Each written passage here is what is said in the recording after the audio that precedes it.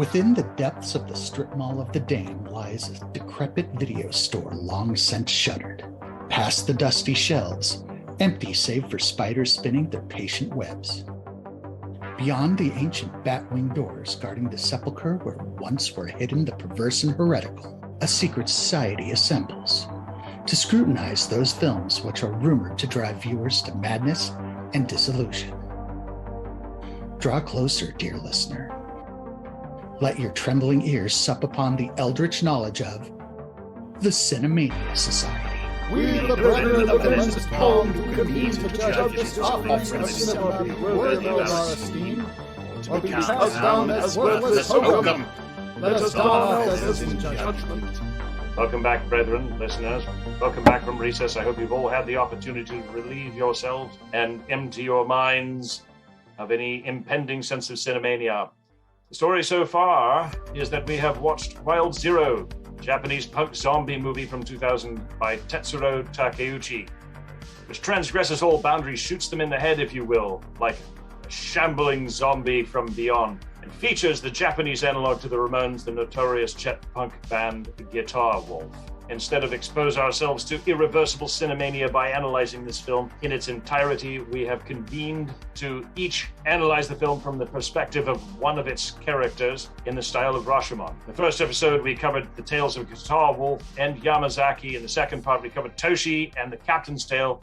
And today is the third and final part of our conclave, wherein we will complete our analysis and render final judgment. All right. I'm ready. Why wait? Judgment is necessary. What more could possibly be said? Only the best judgment. Listen. There's not enough flamethrowers. That's my only criticism. Well, one of several, but that's okay. Brethren, wait, what's that? Do you hear that? Hey, brethren. Huh? We have an incoming transmission. Hey, brethren, can you hear me? Triangulating the signal, it appears that it's coming in from Interzone. Can you read Brother me? Methuselah. Hello? I'm not getting reception. Fetch yourself up to the top of the radio tower. Could I maybe not go this time? How about now? Nonsense! Get all the way to the Yes, top of that hello, can tower. you hear It's me? only 150 feet, for God's sake. Very well. Could I have the ladder? Somebody crack the whip on Brother A Methuselah. ladder? It's a ladder in and of itself. Get up there and get to climbing. Can you hear me now?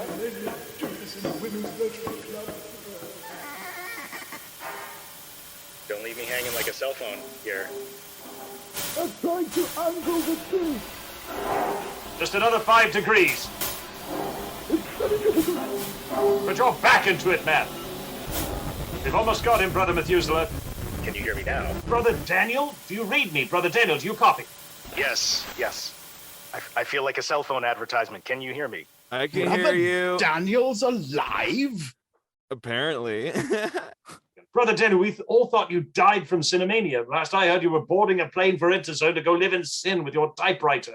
Oh, naked lunch wasn't that bad. But yes, I don't believe in long-term relationships. So I've actually taken up a flat with a cockroach crossbreed with a typewriter. We're very happy together.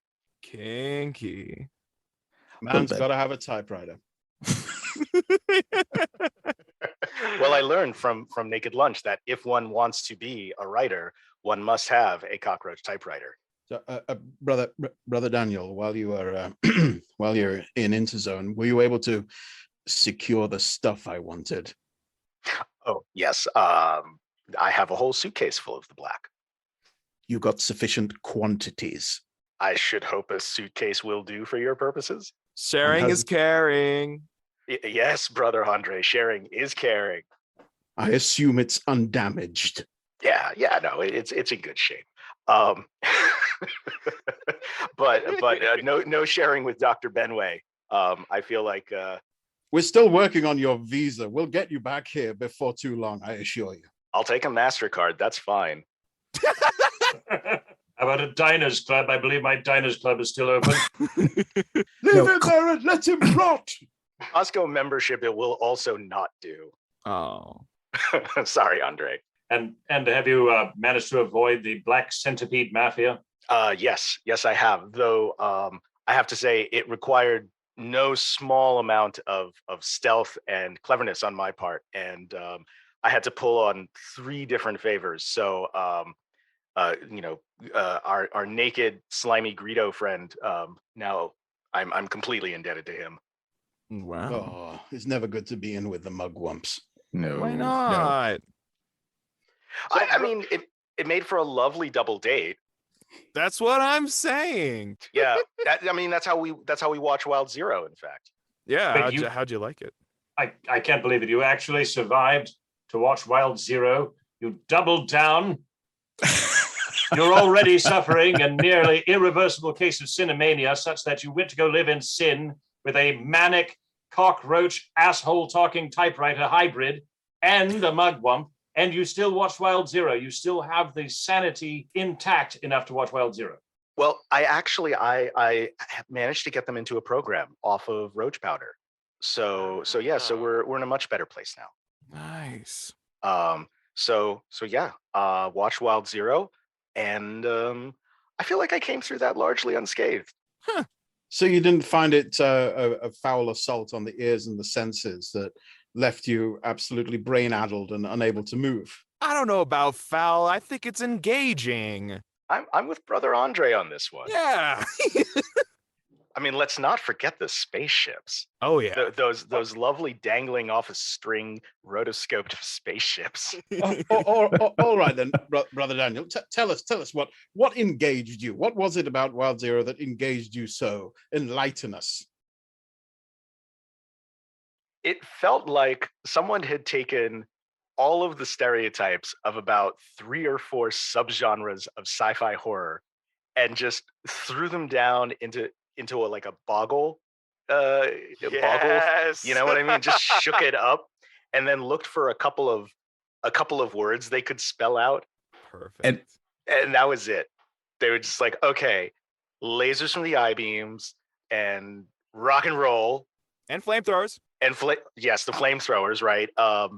Romper suits and spaceships and zombies and rock and roll. Like, it was Bubba Hotep meets Evil Dead meets half a dozen other things, which is really funny because each of those movies is it's a this meets a this meets a this. So you have this weird like metascape of movie riffs with absolutely no sense to them whatsoever. Perfect. Yes, it's a Disney World ride of awful genres all getting along in harmony.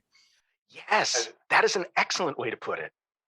I thought it was almost like Plan 9 from Outer Space crossed with Rock and Roll High School. There you go. That's another one. That's the thing. It has like an infinite number of these sort of X meets Y pitch statements you could make about it. Could you imagine what a pitch session must have been like for this movie? The best. Imagine the pitch session was just a drug-addled Japanese man screaming into the face of baffled producers and just demanding money. It was probably that plus like their leading line wasn't, okay, so I have this movie. It's this meets this. It was just, here, snort this. But the big question is it punk? I mean, they talk about punk and what happens in punk and what is and isn't, but is this movie truly punk? Does it meet that standard for you? Do they talk about punk or do they talk about rock and roll? Well, I mean, they only ever refer to themselves as rock and rollers, but it's very clearly a punk aesthetic that the film is going for. But do they achieve that? Is it punk? Yes. It's anti-establishment. Oh, yes. In fact, I would argue there's very little that you could say it's actually for. It's anti just about everything. Right. It's not just anti-establishment, it's just unestablished. Like there's no foundation to this movie whatsoever for it to stand on. It just kind of randomly goes from scene to scene with the general idea that, well, sooner or later, being a zombie movie, we have to get to some, finishing point, right? But then because it's an alien movie, we have to get to this other finishing point. So they put them both together at the end with laser beams from the eyes of different colors. Well, Brother Daniel, I believe you once told me you were originally from New Jersey. How does this stack up against your hometown heroes of Larry Kaufman and Troma films? Oh, okay. So that's an excellent question. I'm something of an academic specialist in Troma. You have to be from A trauma physician, if you will. Troma physicist. Yeah. Well put, brother Andy. Yeah. So first of all, there's not nearly enough nipple piercing for this to be to stack up to a Troma film in that regard. And I'd say it's less gory. I was expecting more gore coming into this movie. There was some, but not nearly as much as I was expecting. I feel like probably if they could have got the money together for more gore, it would have been in there. Or just more exploding heads. Why not?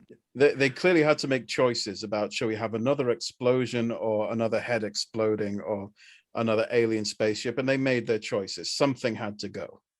Right.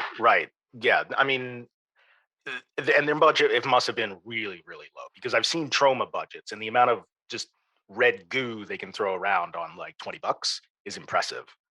But yeah, I'd say that Troma films generally have a similar level of nonsensical transition from one scene to the next. Like, okay, how did we get here? But even less consistency in character. Like, they will just completely drop characters for no apparent reason. You just never see them again. This movie actually kind of tied the knots together reasonably well. Yeah, I could see these characters having a life before this film and going on to do other adventures after it.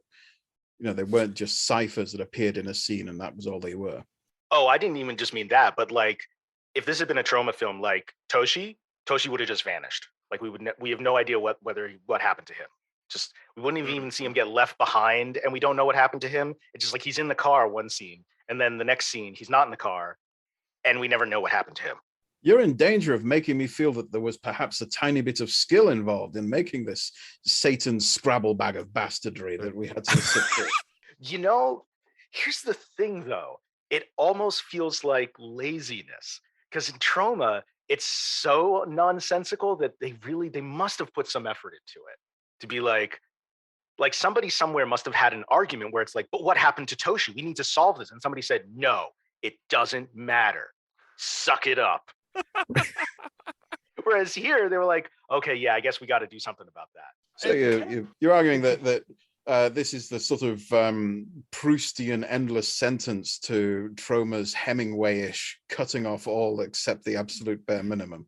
Yeah. So all I'm saying is, compared to Troma, I'd say this film is a slave to narrative standards. You know, I was thinking about it, but that's only compared to Troma. How many of you have had Japanese whiskey? Oh, I'm sure I have. Yeah. Japanese single malts are. I have had Isla single malts, and I like them. Like, one of my favorites is Oban. You know, I also really like Lagavulin. And then I had somebody turn me on to a Japanese single malt, and they're very similar, but there's a like an almost like a milled steel edge quality to it, where it's almost like it's so precise, almost inhuman machine-like precision. Yeah, no, yes. Exactly. That's exactly it. They've calculated exactly what it is that makes Scotch taste like Scotch, and they've followed that to precision. Whereas Scotsmen just like fucking reach down and pull it out of their kilt. Just reach down and whip it out. Oh yeah, I mean, I won't drink. Oh, I got something down here. I won't drink a whiskey unless a peasant is drowned in it.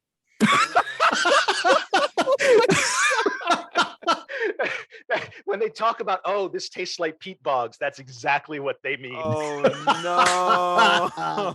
you got a couple of shit-faced Scotsmen who are hacking peat out of a bog. Like, fuck it, I'll throw it in there. The Japanese are studying very carefully and writing down exactly how many pieces of peat they do, and you can taste that in the final Scotch. And that, my opinion, in the way that Troma, it might be the Isla single malt, and this is the Japanese Scotch whiskey version of a Troma film. Yeah, tastes like my ancestors. I can kind of cringing hard. I can kind of see where you're going with that incredibly extended and elaborate metaphor. This is what I love about Brother Ethan. No, yeah, I think you're right that there is. They've clearly got a lot of influences that they've been very careful to try and ape and copy, even though many of those influences simply don't go together. but they've put a lot of effort into where they have put effort. I'll give them that. And at the same time, I've seen a bunch of really nutty indie Japanese films, and this has that same feel to it, which is distinctly Japanese, and not just in the, okay, we're going to precisely copy other things, but like it's got that Japanese manicness to it that you don't see hardly anywhere else. Yes. Yeah. Like that kind of mania that you see in the Ultraman movies from the 70s.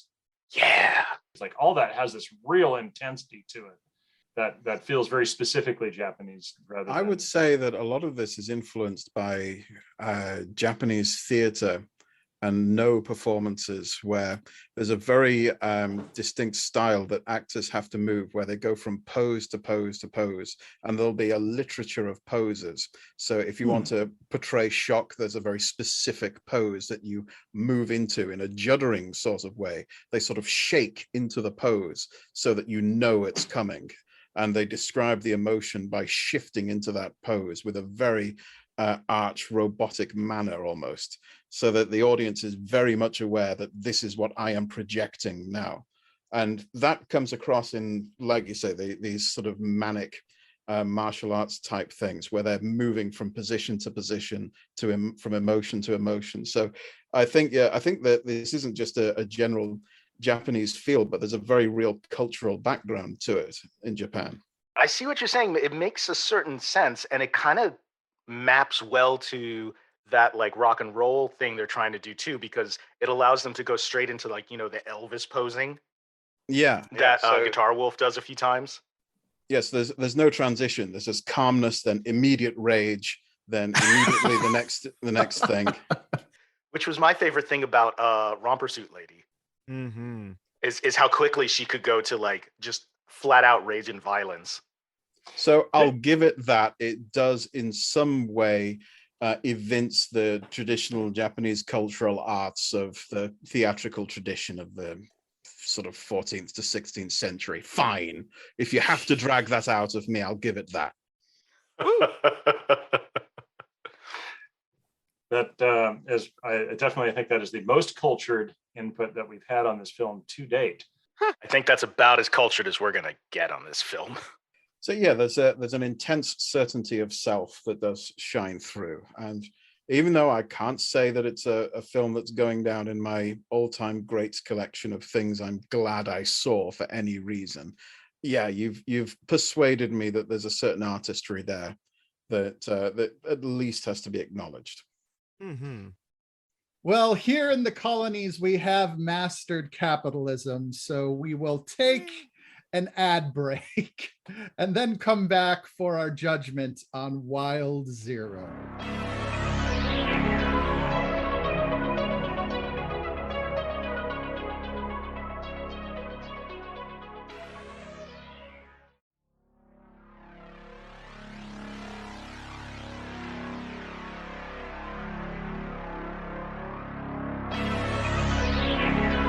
We return now for the end of our conclave, in which we bring judgment against Wild Zero.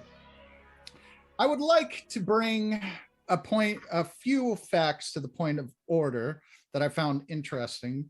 One of the things is that this was a very low budget film done by a first-time director who had only dabbled in music videos.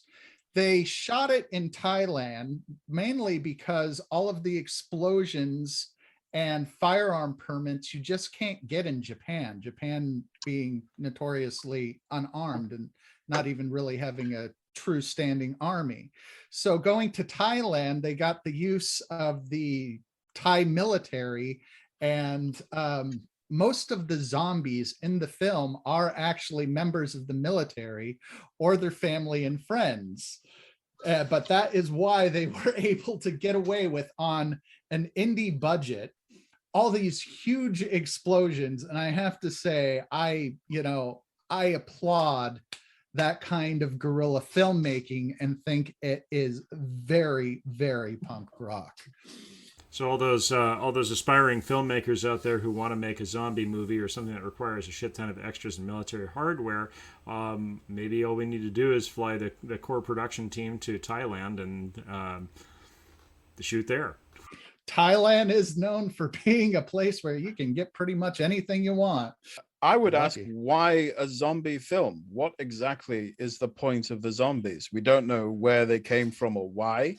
We don't know if they're going to go away or if they're just a permanent feature of the world now. There's no real engagement with the whole zombie idea in the film. They just happen to be there. It has something to do with a meteor, I believe, because It could be. because Toshi and Haniko, they were on their way to find a meteorite that had crashed nearby. And I think that the meteorite had something to do with the aliens, whether they shot the meteorite down there as some sort of a staging attack for an invasion, or they were just chasing the meteorite that they wanted. That I believe we will never know, but there's no real reason for it. It's just rock and roll. Zombies just happened when I was commuting to work on my way to Busan. They just showed up when I was trying to read in my paper, and it was a rough day. You know, they just crash your party, man. They just need to reboot after a day like that. Zombies are a well-known problem with the Korean rail system. Yes. Brethren, I'm a modern guy. I listen to MP3s. I've got Netflix. I need a bit more than maybe it's something to do with a meteorite. I'm a sophisticated film goer. This is not good enough for me, and I, for one, am ready to leap to judgment on this whole mess. So sophisticated. Well, I believe that the themes that we must touch upon in this film is one, the premise that rock and roll can destroy aliens and zombies. Thoughts, Andre? We all know the real way that you get rid of aliens and zombies. It's terrifying and secret and shall not be mentioned for reasons I'm sure I don't need to remind you of. Playing the devil's advocate here, the rock and roll conquers all. Rock and roll conquers all. Which has led us to this sorry state we're in today. True. I think rock. I don't know, but I think really we should just focus more on roll music. I mean, so many people focus on rock music that we just don't have enough roll out there. And I think maybe if we play a bit of roll music, we might drive them away. Like dinner rolls. Yes, long live roll. Roll will never die. Not rock and or roll, it's rock and roll. All right. 2 is the thought, love has no borders, nationalities, or genders. Which for a movie made in 2000, I think I think that's actually a very good message. And I think is ironically a very sweet underlying message considering the rest of the film. Thoughts? If you could pull any kind of decent message out of this film, that's probably a good one. It's a good takeaway. What do you want? I think my take on Wild Zero may be a little different than a lot of other people's on this, is that, I didn't like it the first time I watched it through. I mean, I liked the fact that it was trans-friendly off the top, which, again, was sort of ahead of its time coming out as it did in, 99, 2000. But, it didn't make a lot of sense to me. It was kind of like I don't know if I'd say tedious exactly, but I mean, it was difficult to watch through and maintain my attention. And I'm not sure why, but it wasn't. But and on the second watch through, as I was writing my story, it kind of started to grow on me, like I don't know, like a mold, like a rash or a mold or something. Yeah. I began to think about it from a logistician's perspective, and as somebody who's done a lot of logistics on films, that's all. Well, I wouldn't say all I did for Smosh. I mean, I've done a lot of creative stuff too, but the work that I did for Smosh mostly was logistics, and they actually pulled off a lot of things that are hard to do, and they did them serviceably, if not well. I mean, it's damn hard to get a ton of people in the frame. and all made up as zombies. I mean, even if they're not made up well as zombies, it's hard to mobilize a bunch of people, get them into costume, get them into makeup, and into frame. I mean, it is a big effort. Well, it is a big effort, and imagine you're a producer or you're someone working logistics, and I come to you and I say, hey, I'm a new filmmaker. I've got this great idea. For this idea, I'm going to want Yakuza. I'm going to want explosions. There's going to be alien SFX. There's going to be zombies everywhere, lots of them, and multiple interweaving stories. If I came to you and said that, what would you be telling me? I'd be telling you that's at least an $11 million project, because that's I have actually a pretty similar script of my own that I was shopping around for a while, and everyone's like, yeah, you're not going to make this on a shoestring budget. But these guys did. And that's the thing that blows my mind. I mean, they pulled it off. Like they got the zombies, they got the UFOs, they got a whole bunch of compositing done. You know, again, not great, but they did it with heart. You know, they did a bunch of things like they had a lot of firearms and explosives and stunts and things that require a big logistical investment if you don't want to be completely reckless, which I'm sure these guys were. I'm sure they were. Oh, absolutely. They had to be. And I got to wonder, was there anything that they did compromise on? You know, were there any scenes where you have actual aliens walking around and they finally said, no, that's too much?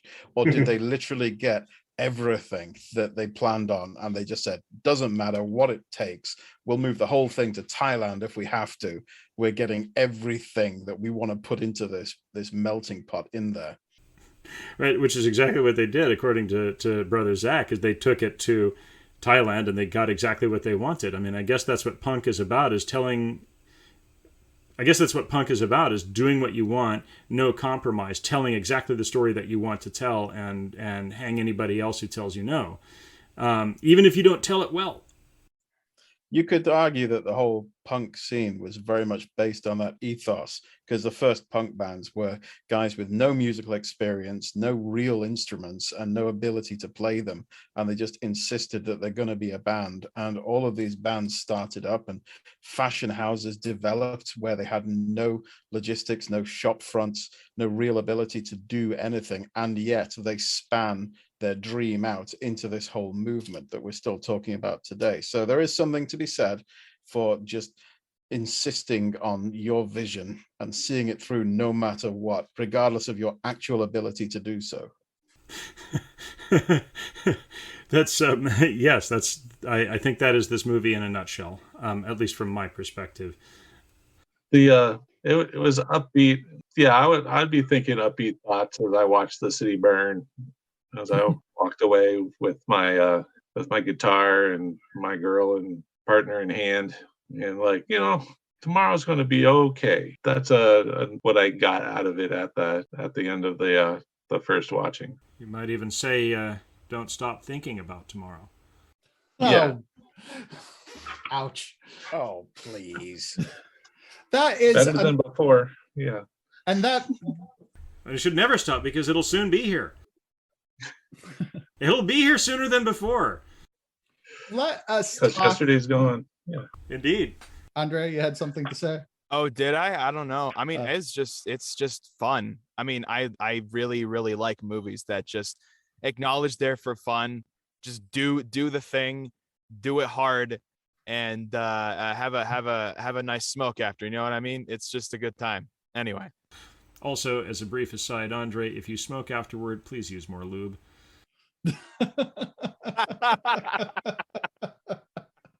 Copy that. Okay. One thing we also have loud. not really touched on is the stone face, brilliant acting of Tobio in this whole thing. How she is just this passive, fainting, angelic, emotionless almost, just figure throughout this entire thing.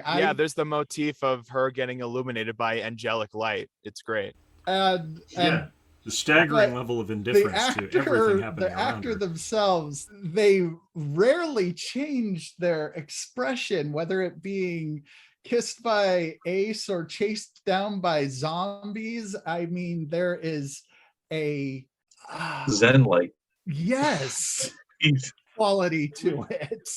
Which is funny, given that she passes out as soon as Masao shows up and whips out the butterfly knives. Like, she passes out, and you'd think she'd be a very tender spirit, but no, she hangs in there. Like, she's in it to win it, and then like again, just this staggering level of zen indifference to fucking everything going on, which is also kind of fascinating. Not sure if it's simply wooden acting or if it's this idea of you are the ultimate level of cool. And now, with that said, dear brethren, unless there are any other points to bring up, I will now say it is time to render judgment. Is the movie Wild Zero guilty of Cinemania? I don't think so. I think this at best rises to the level of trash midnight movie. Unthinkable. We've never had a vote against Cinemania. That goes against everything this society was built to do. Leave the bastard in Interzone. Perhaps you have been consuming entirely too much of the black meat, or perhaps entirely too much mugwumptism, or perhaps both. It's true. Love has softened my heart. He's fallen for his typewriter again. He's shagging the thing. Ooh, send video. On its way. Nice. Brother Andre. 100% guilty in the best way. That's one vote. Brother Ethan. Yes, this film is violently guilty of Cinemania, and especially in that it requires multiple watchings for me to comprehend. It is guilty of Cinemania. Brother Andy. This film, if you can call it that, makes you actually believe that the power of love and rock and roll will conquer all, and that by following your dreams you can achieve anything. Hideously dangerous, definite Cinemania. And Brother Bill. Guilty. I'm just trying to do the math for how much my therapist is going to make. Right, so we have 4 votes for Cinemania and 1 for not.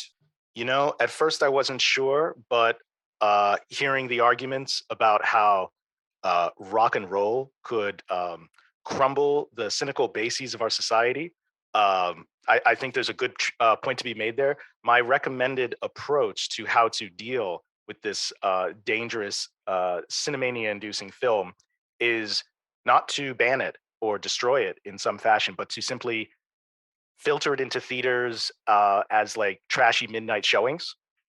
And that way the Cinemania will be diffused. People, it won't affect their brains that way. They'll go in expecting that this is just a trash movie and not in fact mind warping torture from beyond, and they'll take it as such and be shielded from the worst influences. Brother Randy, I think you should check the stash he's given you if he's talking about cutting straight dope this way. Look, we knew that Brother Daniel was a dangerous iconoclast when we allowed him into this society. His ideas have always been quasi-heretical and on the verge of being utterly void-bearing. I myself, although loving this film, have to say that there are ideas in particular that will haunt you, visions that will cause you to scream into your nightmares, and therefore I find it also guilty of Cinemania. That being said, I say that we find all copies of this film and launch them meteor-like into space, where they will hopefully land on another planet or my cause desk. a zombie apocalypse. With that judgment, it is time to conclude our conclave. And as the credits fade to black, so too must this conclave. But always remember, fellows of the lensed palm, as you gaze upon the lens gazes back. Conclave adjourned. That episode of the Cinemania Society featured Zachariah Burks, Ethan Ireland, Andy Slack, Andre Luke Martinez, Daniel Scribner, and special guest, William McDonough. Produced, mixed, and mastered by Ethan Ireland. Graphic design by Andy Slack. Music by Carl Casey at White Bat Audio. Additional music courtesy of Epidemic Sound. Visit our website at thecinemaniasociety.podbean.com and check out our social media feeds. We're on Twitter at TCS_Cinemania and Facebook at the Cinemania Society. If you like what you heard, please tell your friends, mention us on social media, and if you can, subscribe and leave a rating or review wherever you found us. Our episodes drop every other Wednesday. You can also find us on Ko-fi and throw us a few bones. We love to make fun stuff for folks, but it isn't free to make. Anything and everything helps. Coming soon, the Cinemania Society will be creating pieces of video media, short films, and the like. So stay tuned, Cinemaniacs. The Cinemania Society is a production of the Cinemania Society, LLC.